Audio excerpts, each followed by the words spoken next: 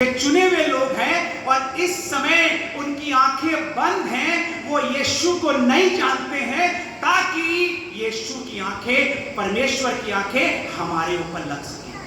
अभी आप और हमारे ऊपर फजल चल रहा है, अभी आप और हमारे ऊपर उसकी आशीषें बरस रही हैं, उसकी आत्मा उतरता है, भरपूरी से हमें आशीषें देता है, वरदानों से भरता है और अपनी दुल्हन में शामिल कर लेता है। ये पेंटिकुस्त का दिन, ये यहूदी लोग इसको कटनी के पर्व के रूप में मनाते थे। पुराने नियम में, बाइबल में दो हिस्से हैं। आप सबको मालूम होगा, एक पुराना नियम है और एक नया नियम है। पुराने नियम में वो सब चीजें दी हुई हैं जो कि व्यवस्था के अनुसार, शरीयत के अनुसार हमें कहा गया था, अर्थात हमें नहीं, यहूदियों को दिया गया था, ताकि उन सब आज्ञाओं को पालन करके ये यहूदी परमेश्वर की नजदीकी में बने रहेंगे और परमेश्वर से हर प्रकार की आशीषों को प्राप्त करेंगे। हमारे लिए नया नियम है। आज भी यहूदी नया नियम नहीं फॉलो करते हैं, वो आज भी वही शरीयत को, वही व्यवस्था का पालन करते हैं और आज भी वो यीशु मसीह के आने का इंतजार कर रहे हैं। उनके समय में, पुराने नियम में, ये पेंटेकुस्त के दिन को, ये जो 50वां दिन था, जो इनका विश्राम दिन होता था, अर्थात वो जो 7वां दिन होता था, उस सात विश्राम दिन के बाद वाला जो एक दिन होता था, जिसको 50वां दिन बोलते थे, उसको वो लोग पेंटेकुस्त का दिन बोलते थे। उसको वो लोग कटनी के पर्व के रूप में भी बनाते थे और उस दिन वो एक फसा करते थे। उस दिन वो क्या करते थे, बहुत बड़ा एक उत्सव मनाते थे। उस दिन वो अधिकतर अपने घर की शादी ब्याह भी करते थे, क्योंकि वो पवित्र दिन मानते थे।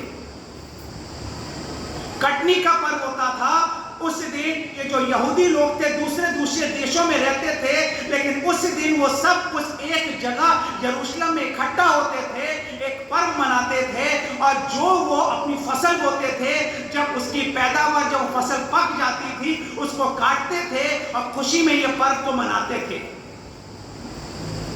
इसको कटनी का पर्व भी बोलते थे। और इस दिन मूसा को परमेश्वर ने व्यवस्था दी थी। इस दिन इनको व्यवस्था मिली थी, अर्थात इनको शरीयत मिली थी। किसको मिली थी? यहूदियों को। जो आज लोग शरीयत को इतना इंपॉर्टेंस देते हैं, शरीयत को जो फॉलो करते हैं, शरीयत के अनुसार सब कुछ करते हैं, ये शरीयत जो है ये सिर्फ और सिर्फ यहूदी अर्थात इजराइल देश में रहने वाले लोगों को सबसे पहले मिली थी। ये वो पेंटेकुस्त का दिन है जो आज हम लोग मना रहे हैं। उस दिन उनको शरीयत मिली थी। वो लोग व्यवस्था के दिन के रूप में मनाते थे, कटनी के दिन के रूप में मनाते थे। उस दिन वो बहुत बड़ा पर्व मनाते थे, आनंदित होते थे, यहाँ तक कि अपने घर के बच्चों की शादियां भी उस दिन ही वो रखते थे। मेरे साथ निकालिए,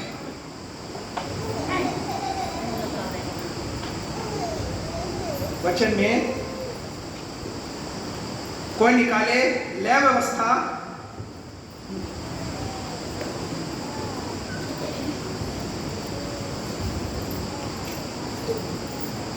23।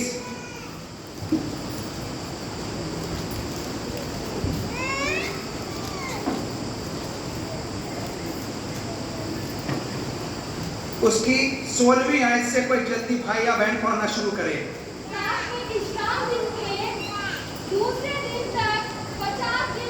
लिखा है 7वें विश्राम दिन। आज पादी साहब ने बताया कि जब हमारा यीशु मसीह उठाया गया था, फ्राइडे को, जिसको कि हम लोग गुड फ्राइडे बोलते हैं, उस दिन यीशु मसीह को मार दिया गया, गाड़ दिया गया और रविवार, इतवार, जिस दिन ईस्टर बोलते हैं, हमारा यीशु मसीह तीसरे दिन मुर्दों में से जी उठा। सब कुछ पहले से प्लान था, सब कुछ उसकी योजना के अनुसार था, इसलिए जिया है ताकि वो आएगा और आप और हमारा न्याय करेगा। वचन में लिखा है। अभी फजल का जमाना चल रहा है, लिखा जब तक मुद्दई साथ में है दोस्ती कर लो। ऐसा ना हो कि मुद्दई आपको सिपाही को सौंप दे और आपका न्याय हो। जो कुछ भी पाप करे हैं अभी माफी मांग लीजिए, क्योंकि इसके बाद जब यीशु मसीह प्रकट होगा तो लिखा है कि उसकी आग ज्वाले की तरह धधकती हुई होगी। प्रकाशित वाक्य में लिखा है, उस समय लिखा है कि उसके हाथ में क्या होगा, हसुआ होगा, और वो क्या करेगा, काटेगा गेहूं अलग और भूसा, भूसा जलाने के लिए और गेहूं इकट्ठा करने के लिए। माफी मांग लीजिए जो कुछ गुनाह पाप करें, क्योंकि उसके बाद वो इसलिए प्रकट होगा ताकि आप और हमारा न्याय करें। अभी फजल का जमाना चल रहा है, अनुग्रह के सिंहासन के समीप आ जाया करिए जब प्रेजन वर्शिप होती है, गुनाहों की माफी मांग लीजिएगा, वो आपको तौबा दे देगा। हाँ, पढ़ दीजिए जल्दी से। पादी साहब बता रहे थे जब यीशु मसीह ये तीसरे दिन मुर्दों में से जी उठा, उसके सातवें विश्राम दिन, अर्थात ये जो आज सातवां जो संडे है, सातवां संडे, पहला संडे, दूसरा, तीसरा, चौथा, पांचवा, सातवां, 7 7 49, और आज जो 50वां दिन है, इस 50वें दिन को पेंटिकूस का पर्व, ये यहूदियों को कहा गया था कि तुम व्यवस्था के अनुसार इस पर्व को, इस उत्सव को मनाना और प्रभु का क्या करना, धन्यवाद देना, क्योंकि इसी दिन हमें व्यवस्था मिली है ताकि व्यवस्था के द्वारा यहूदी लोग अपने चाल चलन को सुधार सकें। पढ़िए जल्दी से। हाँ, लिखा है यहोवा के लिए नया अन्न बलि। ये जो 50वां दिन अर्थात पेंटिकूस का दिन है, यहोवा के लिए धन्यवाद की भेंटों को लेके आना। आगे बढ़िए। तुम अपने घरों में जी से एफा के 2 दसवें हाँ मैदे की 2 रोटियां। हाँ, अब इसमें लिखा है, आगे पढ़ लीजिएगा, नोट कर लीजिए कि क्या क्या चीजें उसको चढ़ाना है यहोवा के सामने। धन्यवाद के रूप में क्या क्या चीजों को लेके जाना है, और ले जाने के बाद फिर क्या करना है, इन सब चीजों को याजक को दे देना है। जब आपकी कोई प्रार्थना सुनी जाती है तो आप आनंदित होते हो, तो आप आनंद के रूप में यहोवा के सम्मुख भेंट को लाते हो, और वो भेंट आप क्या सामने चढ़ाते हो ना, चढ़ाते हो आप। धन्यवाद की एक प्रार्थना होती है, मुझे मालूम है यहाँ पर धन्यवाद की प्रार्थना होती है। आप परमेश्वर के सामने आनंद के रूप में जो परमेश्वर ने आपकी प्रार्थना को सुना, आप अर्पित करते हो। इसलिए अर्पित करते हो ताकि आपके भवन में, इस भवन में किसी भली वस्तु की कमी ना हो। करते हो कि नहीं? यही बोला गया है। ये आज के दिन यहूदियों की एक प्रथा थी कि आज के दिन बोला गया था कि आपको धन्यवाद के रूप में अपनी जो कटनी की उपज है, ये आपको लेके जाना है, हर एक को जाना है। किसी भी संसार के कोने में रहते हो, लेकिन आज के दिन तुम सबको यरूशलेम में आना है, इजराइल देश में आना है, और अपनी इस धन्यवाद की भेंट को लेके किसके पास जाना है? याजक के पास। किसके पास जाना है? याजक के पास। आगे पढ़िए, अब आप इसकी पढ़िए 20वीं आयत से पढ़िए। तब याजक उनको पहली उपज की रोटी समेत यहोवा के सामने हिलाने की भेंट के लिए हिलाए। हाँ, और इन रोटियों के संग वे 2 भेड़ के बच्चे भी हाँ, बस लिखा है। उसके बाद याजक को ये देना है, और याजक इसको क्या करेगा? इसको यहोवा की जो वेदी है, वेदी के पास ले जाके याजक इसको क्या करेगा? हिलाएगा। अब आइए जरा इसकी आप 10वीं आयत से पढ़ दीजिए जल्दी से। इस्राएलियों से कहे कि जब तुम उस देश में प्रवेश करो जिसे यहोवा तुम्हें देता है, और उसमें से खेत काटो, तब अपने अपने पवित्र खेत की पहली उपज का पूला याजक के पास ले आया करना। लिखा है अपनी उपज का पूला, अर्थात जो बालियां होती हैं जिसमें गेहूं लगे होते हैं, लिखा है कि वो पूरा काट के किसके पास ले जाना? याजक के पास ले जाना। आगे पढ़िए। और वह उस पूले को यहोवा के सामने हिलाए जी कि वह तुम्हारे निमित्त ग्रहण किया जाए। हाँ, वह उसे विश्राम दिन के दूसरे दिन हिलाए। हाँ, लिखा है कि अब उसके बाद याजक को क्या करना है कि जो आप धन्यवाद की भेंटों को लेके जाते हो, याजक उस वेदी के पास ले जाएगा और उस पूले को हिलाएगा। और आपको मालूम, उस पूले को हिलाने के बाद जो दाने थे ना, जो आप गेहूं के दाने, वो जो गेहूं के दाने जो वेदी पर गिरते थे, बस उसी दाने को यहोवा ग्रहण करता था, और जो नीचे दाने गिरते थे याजक उनको हटा देता था, यहोवा ग्रहण नहीं करता था। ये आज के दिन ऐसा होता था अजीजों, प्रभु के सामने आज के दिन आप भी जब आते हैं यहाँ पर धन्यवाद की भेंटों को लेके आते हैं, लिखा है कि वो अन्न बलि और मेल बलि से प्रसन्न नहीं, वो टूटे और पिसे हुए हृदय को जब आप लेके आते हैं, सब कुछ आप प्रभु के आगे अर्पित कर देते हैं। रुपए पैसों से प्रसन्न नहीं होता है, आपके हृदय को जांचता है, आपके दिल को जांचता है, आपके मन में कैसे विचार हैं, क्या सोच के आप प्रभु के पास आए हैं, कि सिर्फ आशीषों को लेने आए हैं, सिर्फ चंगाइयों को लेने आए हैं, दो नाव में पैर रख रहे हैं, कभी इधर कभी उधर, वो सब कुछ देख रहा है। अरे भैया, उसने तो आप और हमारी सृष्टि करी बनाया, तो क्या हमारे मन को नहीं जांचता है? तो सब कुछ देख रहा है। सच्चे मन से आइए यहाँ पर प्रभु के आगे, यहाँ पर जब प्रेज एंड वर्शिप स्तुति महिमा होती है, अपने आप को आप प्रभु के आगे अर्पित कर दीजिए, और जब आप अर्पित सच्चे मन से करेंगे, लिखा है कि जो फूले के दाने उस वेदी पर गिरते थे, यहोवा प्रसन्न होता तो उसको क्या करता था? ग्रहण कर लेता था। ऐसा होने दीजिए कि आपका जीवन में प्रभु के सामने ऐसी तरीके से अर्पित हो कि वो प्रसन्न हो और आपको यहोवा ग्रहण करे।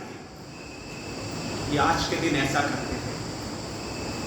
ये आपको सोचना है कि अगर हमें आशीषें अब तक नहीं मिल पा रही हैं, तो शायद हमारे अंदर कहीं कोई कमी है, हमारा हृदय अभी भी प्रभु के साथ मिला हुआ नहीं है, अभी भी हमारे अंदर कई प्रकार के विचार आ रहे हैं। अब दोबारा अगर जब भी आपको मौका मिले ना, पूरी तरीके से आप हृदय को प्रभु के आगे अर्पित कर दीजिएगा, भूल जाइएगा। जिस प्रकार से दाऊद के विषय में अभी पादरी साहब ने बताया ना, इस तरीके से वो प्रेज एंड वर्शिप सिताइश करता था कि उसके कपड़े उसके शरीर में नहीं रहते, तो उसकी बीवी हंसती थी, लेकिन वो चिंता नहीं करता, क्योंकि जानता था वो खुदा जिसने कि मुझे कहा जमीन से उसने हमें आसमान पर पहुंचा, वो खुदा है।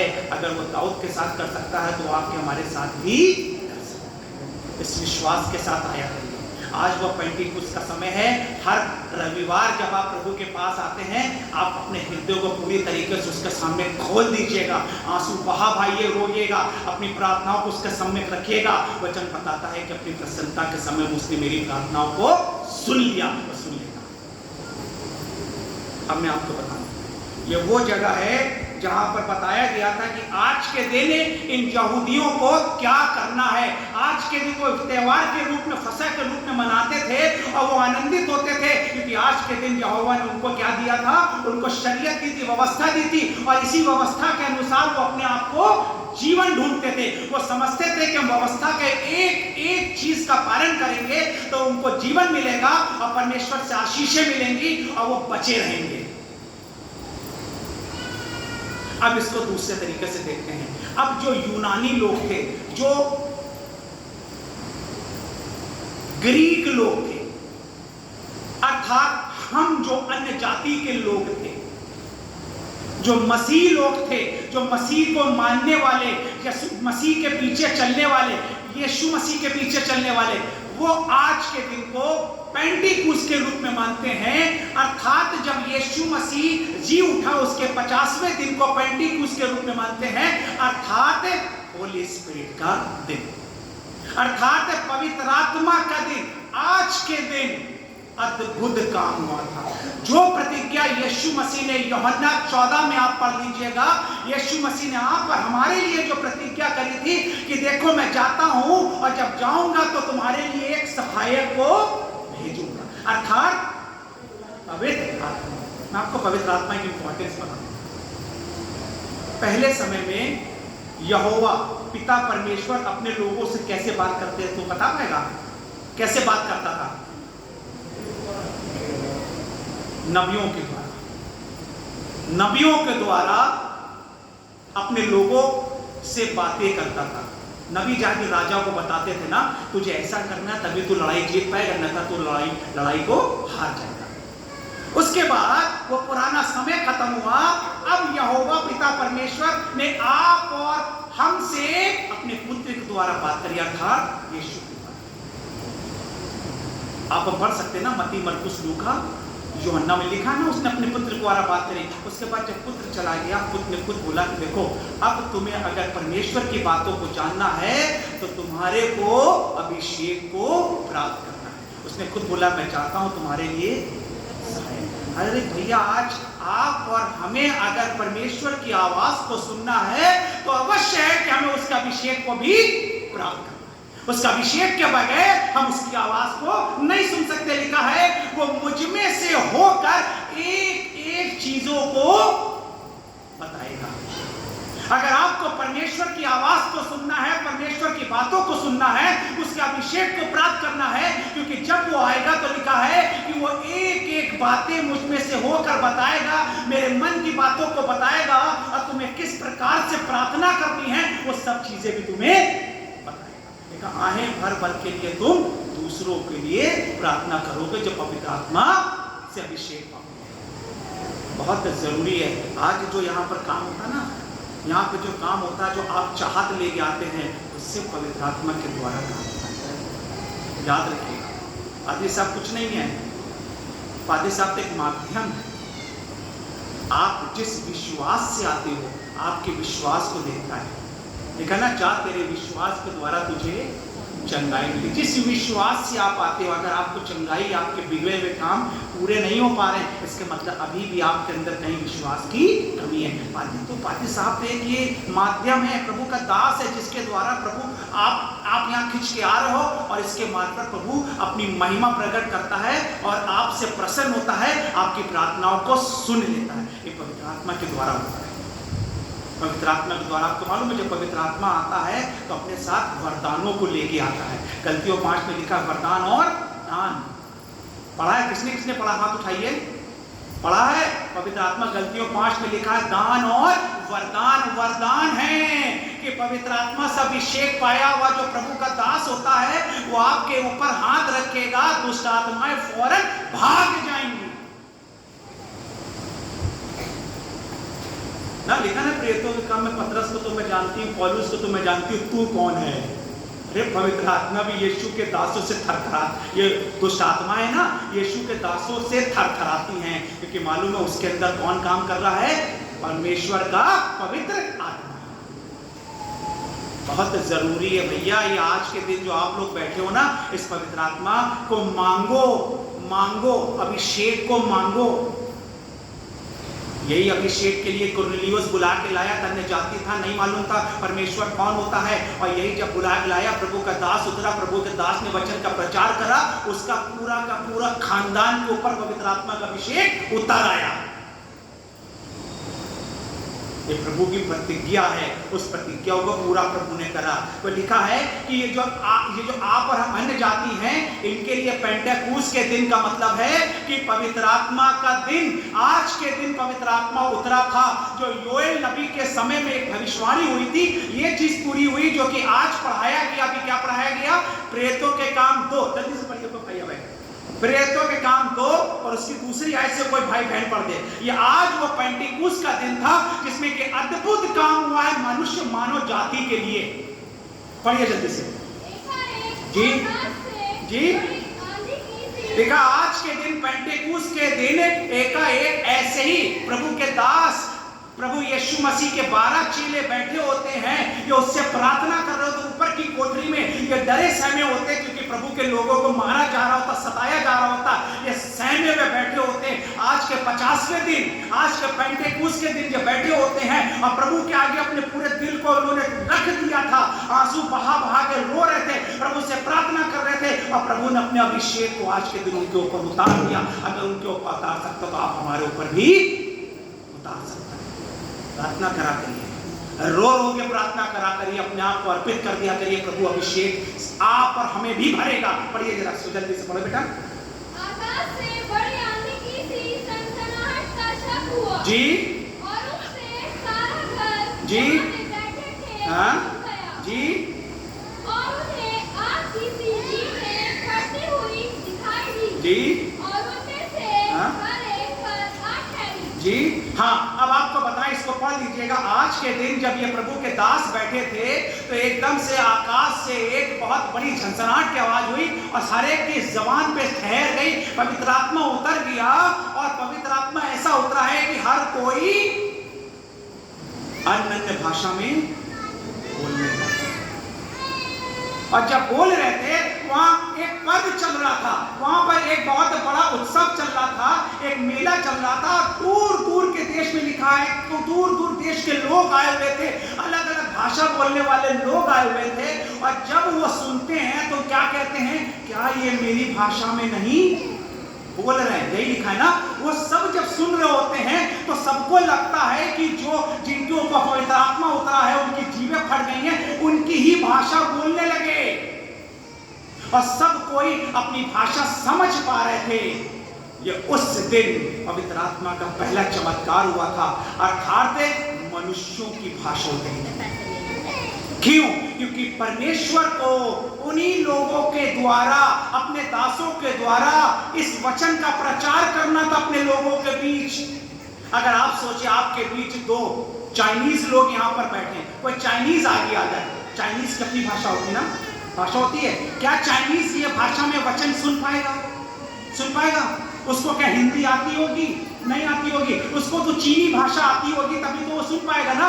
प्रभु ने अद्भुत रीति से काम करा। उस समय प्रभु ने अपने दासों को वो चीनी भाषा सिखा दी, प्रभु ने अपने दासों को वो जापानी भाषा सिखा दी, प्रभु ने अपने दासों को जापानी भाषा, प्रभु ने अपने दासों को जर्मनी की भाषा सिखा दी। अद्भुत पवित्र आत्मा का काम हुआ था कि हर भाषा प्रभु के दास उस समय बोल पा रहे थे। इसलिए बोल पा रहे थे ताकि ये प्रभु के वचन का प्रचार हर तक पहुंच पाए। प्रभु ने आपको भी चुना है। अभिषेक जब प्रभु आपको देगा ना तो आपको इसी प्रकार से प्रभु के वचन की मनादी करनी है और हर जगह उसकी मनादी कर देनी है आपको।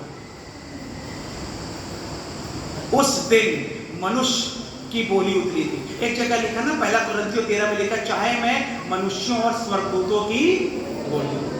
आज जब पवित्र आत्मा का अभिषेक उतरता है तो लोग अन्य अन्य भाषा बोलने लगते हैं ना, तो शायद हमें समझ में नहीं आता, हमें वो भाषा समझ में नहीं आती है। वचन में लिखा है कि वो स्वर्गदूतों की बोली है, वो स्वर्गदूत समझ पाते हैं। और उस बोली में जब आप प्रार्थना करते हैं तो आप किसकी महिमा करते हैं? परमेश्वर की महिमा करते हैं। और उस समय उस महिमा शैतान नहीं सुन पाता, क्योंकि शैतान को भाषा नहीं मालूम। उस समय आप परमेश्वर के साथ ऐसी आपकी समीपता आती है, स्वर्गदूत सिर्फ उस भाषा को सुन पाते हैं और उस भाषा में आप अपने परमेश्वर की महिमा कर पाते हैं। उस समय जो सबसे पहले पवित्र वो जो भाषा उतरी थी वो मनुष्यों की भाषा थी, लेकिन अब जो आज उतरती है भाषा वो स्वर्गदूतों की भाषा उतरती है। ये कब हुआ था? आज के दिन। आज के दिन पेंटेकोस्त के दिन हुआ था। आपको मालूम है ये बहुत जरूरी था। क्यों ऐसा होना जरूरी था? ये क्यों ऐसा होना जरूरी था? आपके लिए बहुत जरूरी था। ये पेंटेकोस्त के दिन परमेश्वर को अपनी प्रतिज्ञा को पूरा करना होता है, अर्थात ये पवित्र आत्मा को भेजना बहुत जरूरी था। इसलिए जरूरी था। हम पुराने नियम में जाएंगे, मेरे साथ निकालिए जरा निर्गमन 32 निकालिए। प्रभु कि हर एक चीज में योजना है, याद रखिए, उसकी योजना में चलते रहिए। अगर आज आपको आशीष नहीं मिल रही है, आप अपने धीरज को खोइए ना, बैठे रहिए, उसकी योजना में चलिए। वो सब कुछ देख रहा है, सब कुछ देख रहा है। एक नियत समय में अवश्य वो आपको आशीष देगा। मेरे साथ निकालिए, उसकी योजना के विषय में बता रहा हूं कि आज के दिन अर्थात पवित्र आत्मा आज पेंटेकोस्त के दिन उतरा था, तो क्या कारण था आज के दिन उतरा था? निर्गमन 32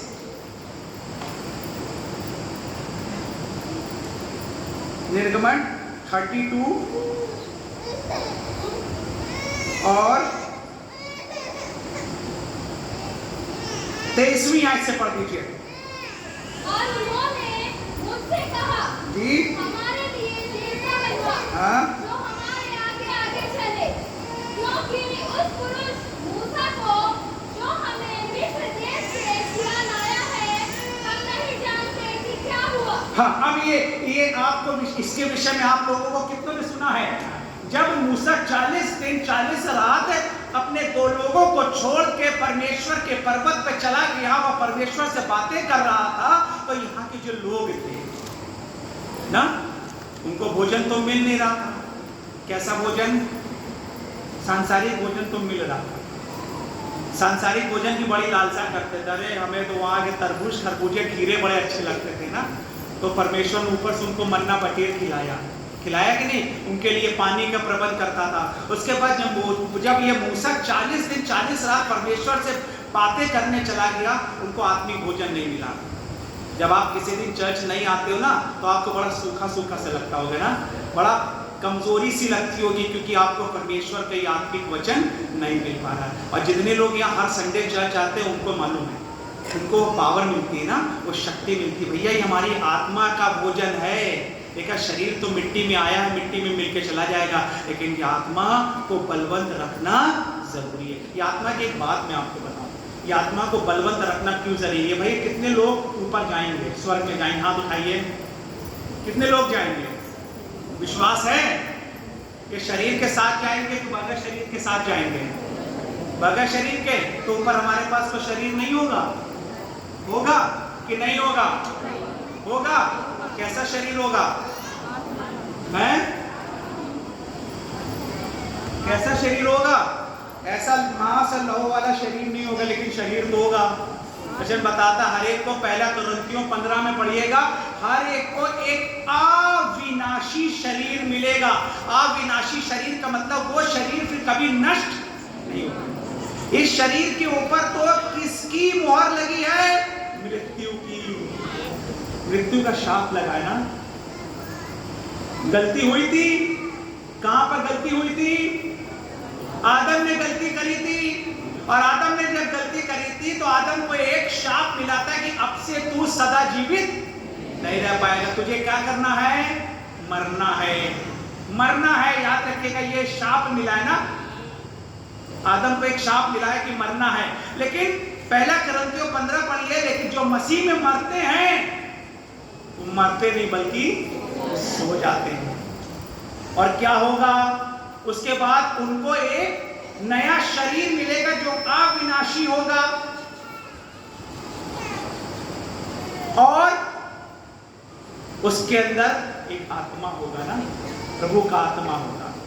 ये प्रभु का आत्मा जो है, इस आत्मा को मजबूत रखिए, बलवंत रखिए इस वचन के द्वारा। शरीर तो मिट्टी में मिल जाएगा, जो ये शारीरिक शरीर है, क्योंकि पाप करा है, उस पाप की वजह से मिट्टी में मिलना है। अब आत्मा की इंपॉर्टेंस आपको बताएं, जो पवित्र आत्मा की इंपॉर्टेंस। दूसरा राजा 13 पढ़ लीजिएगा घर में जाके आप लोग। दूसरा राजा 13, एक प्रभु का दास था जिसका नाम था अलीशा। किसने नाम सुना अलीशा? हाथ उठाइए। नाम सुना है? अलीशा। अलीशा तुम्हारा भी नाम है अलीशा, प्रभु का दास अलीशा। अब आपको बताएं, ये प्रभु का दास एलिया का ये चेला था। एलिया आपको मालूम है कौन था? एलिया एक ऐसा जन था जिसने मृत्यु को नहीं चखा है।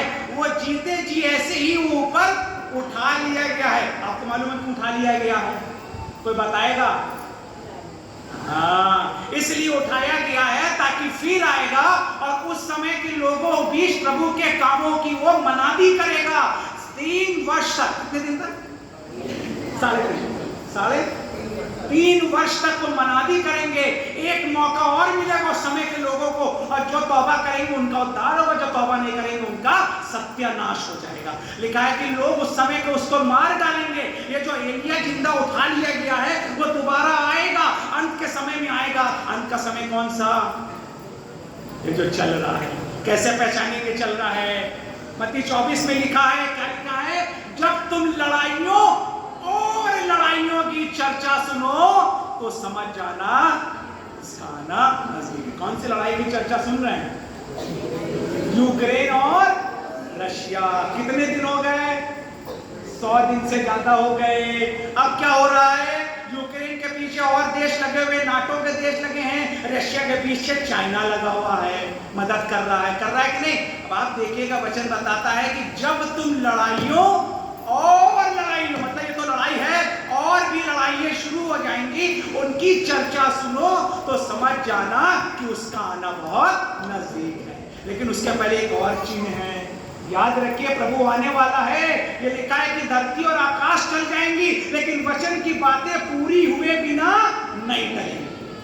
सब कुछ वचन के अनुसार हो रहा है भैया। आप और लकी हो, प्रभु ने सब चीजें आपको बताई हैं ताकि इसके द्वारा आप और हम क्या कर सके, तैयारी कर सके। एक और चीज का है कि उसके बाद क्या होगा, सारा इजराइल में उसके राज्य के विषय में प्रचार करा जाएगा। भैया इजराइल के लोग जो तितर थे ना, सन 1948 में उनको आजादी मिल गई है और सब लोग अपने दूसरे देशों को छोड़ के एक देश में इकट्ठा हो गया, जिस देश का क्या नाम दे दिया गया, इजराइल देश। मनादी शुरू हो गई है। आपको मालूम है एक आपने चैनल का नाम सुना, क्या नाम है, गॉड टीवी। किसके नाम सुना, गॉड टीवी का, गॉड टीवी का नाम सुना। ये गॉड टीवी एक ऐसा चैनल है जिसने कि ये बिगड़ा उठाया कि ये अन्य जाति, ये यीशु मसीह का प्रचार इजराइल देश में इन्होंने शुरू कर दिया है। लिखा है कि जब पूरे इजराइल में उसके राज के विषय में प्रचार कर दिया जाएगा, हमारा यीशु बातों में आ जाएगा और गिनती शुरू हो जाएगी। चलो चलो चलो चलो चलो, क्या हम जाएंगे हैं? उसके लिए आपको अपनी आत्मा को क्या करना है, मजबूत करना। भैया आत्मा को मजबूत कर लो। जो आज पेंटिकूस का दिन था, ये आत्मा का फायदा आपको पता है, पावर बताएं। अलीशा के विषय में बता रहे, एलिया तो उठा लिया गया, इसका जो चेला था अलीशा भी मर गया। अलीशा मर गया, मरने के 1 साल के बाद गाड़ दिया गया इसको, उसी समय गाड़ दिया गया। इसकी सब मांसा सब सड़ गया, क्योंकि लिखा मिट्टी में आए हो, मिट्टी से बने हो और मिट्टी में ही मिल जाओगे। मिट्टी से तो बना था आदम ना, मिट्टी से बना था, मर गया। 1 साल के बाद अब उसी कब्र में खोदा गया, वहां होगा क्या, सिर्फ हड्डियां होंगी, मालूम तो है नहीं। कब्र खोदा गया और एक और मुर्दे को लाया गया। वचन में लिखा, पढ़ लीजिएगा, सब कुछ सच है, सब कुछ सच है। वचन बताता है कि एक और मुर्दे को लाया गया और उसी गड्ढे में डाल दिया गया। और जैसे ही गड्ढे में उस मुर्दे को डाला गया, अलीशा की हड्डियां पड़ी थी और जैसे ही हड्डियां टकराई, उसी समय मुर्दा जिंदा हो गया। इसकी वजह से हुआ, अरे भैया पवित्र आत्मा की सामर्थ्य। अलीशा के हड्डियों के अंदर खुदा के उस आत्मा की सामर्थ थी और जैसे ही वो आत्मा की सामर्थ हड्डियों से वो मुर्दा टकराया, उस पवित्र आत्मा की सामर्थ के द्वारा वो मुर्दा जिंदा हो गया। अरे भैया हमारे अंदर अगर पवित्र आत्मा की सामर्थ नहीं है तो हम उसकी तुरी की आवाज को नहीं सुन पाएंगे। तो हम जब सुन नहीं पाएंगे तो हम क्या जा पाएंगे? किसको किसको जाना है, जल्दी बताइए, हाथ उठाइए। तो आपको क्या जरूरत है? अपनी आत्मा को बलवंत बनाना है। किसके द्वारा होता है? वचन के द्वारा। याद रखिए, वचन को पढ़ा करिए, वचन को इंपॉर्टेंस दिया करिए। आपको मालूम है प्रभु से बड़ा कौन है? कोई हो सकता है? प्रभु से बड़ा कौन है? कोई हो सकता है प्रभु से बड़ा, प्रभु से ऊंचा? अरे भैया प्रभु ने खुद बोला, उसने अपने नाम से बढ़कर इस वचन को अहमियत दी। इसका मतलब ये वचन किससे बड़ा हुआ कि नहीं? है कि नहीं? प्रभु से बड़ा ये वचन है भैया। इसको खुद प्रभु कह रहा है कि उसने अपने नाम से बढ़कर इस वचन को अहमियत दी है। इस वचन को पढ़ते पढ़ते अभिषेक उतर सकता है और आपका जीवन बदल सकता है। अभिषेक के बगैर ये जीवन बेकार है। अभिषेक के बगैर आप और हम उस तुरी की आवाज को सुन नहीं पाएंगे, और जब तुरी की आवाज को नहीं सुनेंगे, हम प्रभु को बादलों पे आते हुए देख ही नहीं पाएंगे और उसके राज में जा नहीं पाएंगे। एक और सामर्थ की बात बताएं पवित्र आत्मा की। आपको मालूम है समसून के विषय में, बस आधा घंटा हो गया, 35 मिनट, 2 मिनट के अंदर खत्म कर दूंगा। समसून के विषय में कितने लोगों ने सुना? हाथ उठाइए। समसून ये इजरायली था। लिखा है कि जब जब इसके ऊपर पवित्र आत्मा का सामर्थ बलपूर्वक उतरता था, लिखा है कि इसके जबड़े की, एक गधे की जबड़े की हड्डी से 1000 लोगों को मार दिया था। किसके द्वारा? पवित्र आत्मा के सामर्थ के द्वारा। आपको मालूम है खोजा एक इथोपिया देश का खजांची ट्रेजरर था, फाइनेंस मिनिस्टर था। ये फाइनेंस मिनिस्टर ये बड़ा भौचक्का था। यरूशलेम में यीशु मसीह को मार दिया गया था, बहुत कुछ हुआ था। ये यशाया की किताब पढ़ रहा होता है और यही पवित्र आत्मा के द्वारा इस एक फिलिप्पुस को उस तक पहुंचा दिया गया। अब फिलिप्पुस से कहा जाता जल्दी से उसको बता। अब खोजा को फिलिप्पुस बताना शुरू करता है। खोजा कहता है जल की यहाँ कमी नहीं है, जल्दी से। दोनों बपतिस्मा लेते हैं और जैसे ही बपतिस्मा लेते हैं उसके बाद ही क्या करता? पवित्र आत्मा फिलिप्पुस को उठा के कहीं और भेज देता है। किसके द्वारा हुआ? पवित्र आत्मा। भैया बड़ा इंपॉर्टेंस है, बड़ी इंपॉर्टेंस है, याद रखिए।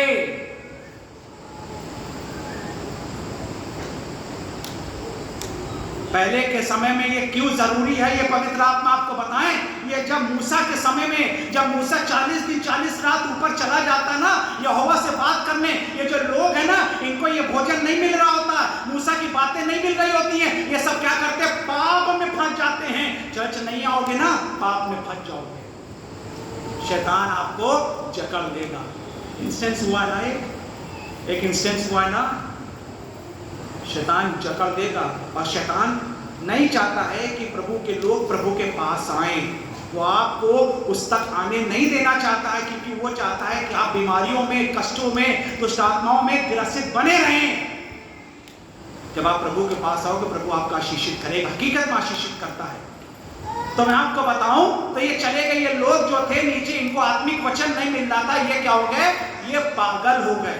पागल का मतलब है दूसरे देवताओं की पूजा करने लगे, और जब पूजा करने लगे तो परमेश्वर का क्रोध आया। उसने मूसा से बोला कि देख वो क्या कर रहे हैं, वो दूसरे देवताओं की उपासना कर रहे हैं, मैं क्रोधित हो गया हूं, मैं क्या करूं इनका? मूसा कहते खुदा बाप तू इनको छोड़ दे, मैं अभी जा रहा हूं इनको बताने। मूसा नीचे उतरता है, मूसा इतना क्रोध में आ जाता है कि मूसा क्या करता है?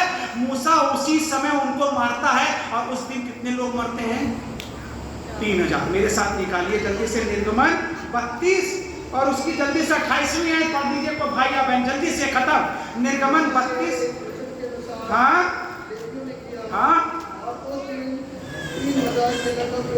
3000 के लोग लगभग, क्योंकि इन्होंने पाप करा था और खुदा पाप को पसंद नहीं करता है।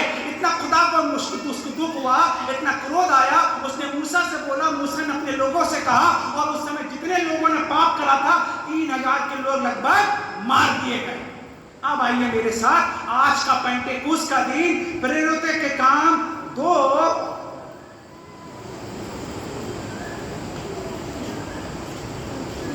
देखिए ये परमेश्वर की योजना,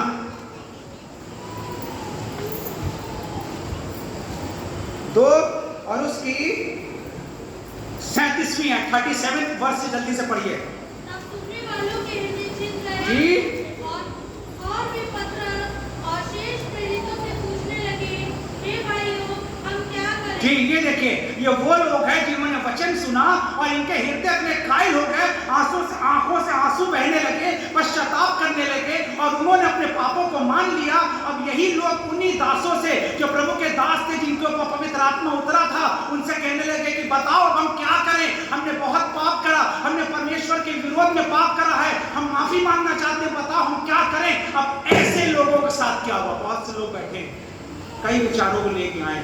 अगर जो अपने आप को सबसे बड़ा पापी मान रहा है, इसका मतलब है प्रभु उसको आज आशीष देने वाला है। पढ़िए जल्दी से। पतरस ने उनसे कहा, जी मन फिराओ, जी, और तुम में से हर एक अपने अपने पापों की क्षमा के लिए जी, यीशु मसीह के नाम से बपतिस्मा लें, हैं? तो तुम पवित्र आत्मा का दान पाओगे। जी आगे। क्योंकि ये प्रतिज्ञा तुम और तुम्हारी संतानों और उन सब दूर दूर के लोगों के लिए भी है, जिनको प्रभु हमारा परमेश्वर अपने पास बुलाएगा। आप और हम कैसे लोगों के लिए? आगे। उसने बहुत और बातों से भी गवाही दे देकर समझाया कि अपने आप को इस टेढ़ी जाति से बचाओ। सो जिन्होंने उसका वचन ग्रहण किया, उन्होंने बपतिस्मा लिया, और उसी दिन 3000 मनुष्यों के लगभग उनमें मिल गए। कनेक्शन देखा आपने? कनेक्शन देखा? ये वो 3000 लोग थे जिन्होंने मन फिराया, परमेश्वर के सम्मुख अपने पापों को माना, और उसी दिन उद्धार पाया। और कितने लोगों ने उद्धार पाया? 3000। और वो पुराने समय में वो व्यवस्था का पालन नहीं करा, उन्होंने पाप करा, और उन्होंने एक दूसरे देवताओं की पूजा करने लगे, और उसी दिन परमेश्वर का क्रोध पड़ा, और कितने लोग मर गए? व्यवस्था मारती है, अनुग्रह जिलाता है। हालेलुया! हम किसके अधीन आ चुके हैं? अनुग्रह के अधीन हो चुके हैं, व्यवस्था के अधीन अब हम नहीं रहे। हमने छुटकारे को प्राप्त करा, किसके द्वारा? किसके द्वारा? यीशु मसीह के द्वारा। अपने यीशु मसीह के द्वारा हमने उस पाप के बंधनों से आजाद हो चुके हैं। लिखा है कि अब जो यीशु मसीह में है, उनके ऊपर पाप और मृत्यु का कोई दंड नहीं। अब हम नई सृष्टि हो गए। रोमियो 8 पढ़िए जल्दी से, रोमियो 8 जल्दी से, रोमियो 8 पढ़िए।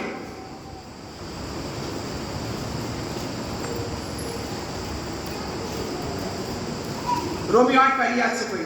अतः हाँ अब जो मसीह यीशु में हैं, जी उन पर दंड की आज्ञा नहीं, जी, जो यीशु मसीह में उन पर दंड की आज्ञा नहीं। आगे क्योंकि वे शरीर के अनुसार नहीं, हाँ वरन आत्मा के अनुसार चलते हैं। हालेलुया। आप और हम आत्मा के अनुसार चलते हैं, अर्थात पवित्र आत्मा अनुसार, जो आज के दिन आप और हमारे ऊपर उतरा था। लिखा है कि व्यवस्था के बंधनों से छूट गए, अब हम किसके अधीन आ गए हैं? अनुग्रह के अधीन। अरे भैया, आप पर हमें अनुग्रह मिल गया है, इस अनुग्रह को व्यर्थ ना जाने दीजिए, अपने इस बुलाहट को जानिए, और जो परमेश्वर ने आप पर हमारे ऊपर अनुग्रह करा है उसके अनुसार आप क्या करिए? चाल चलिए। प्रभु वचन का आशीष।